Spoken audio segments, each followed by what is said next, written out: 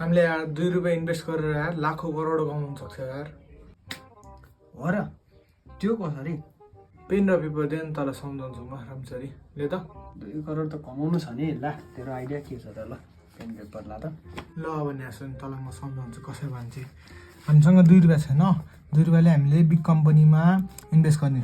Big कम्पनीले हामीलाई 1000 रुपैयाँ दिन्छ इन्भेस्ट गरेको बापत। अनि हामीले यो 1000 रुपैयाँको 10वटा लोट्री किन्ने। लोट्री किनेपछि हामीले लोट्रीबाट हाम्रो एउटा आउँछ। लोट्रीमा एउटा आएपछि हाम्रो 1 लाख आउँछ लोट्रीबाट। 1 लाख आएपछि 1 लाखको हामीले बाख्रा किन्ने।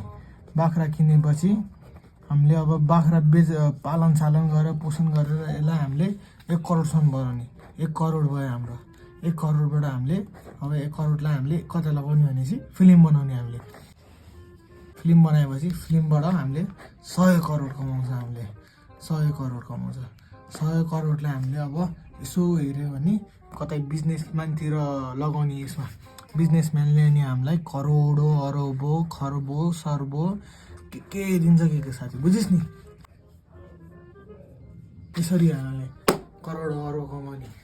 कस्तो लाग्यो तँलाई मेरो प्लान? तर हामीले यो गर्ने चाहिँ कसरी साथी?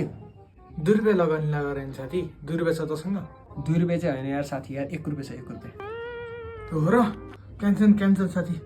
जाऊ 1 रुपैयाँको चिकन खानु जाऊ।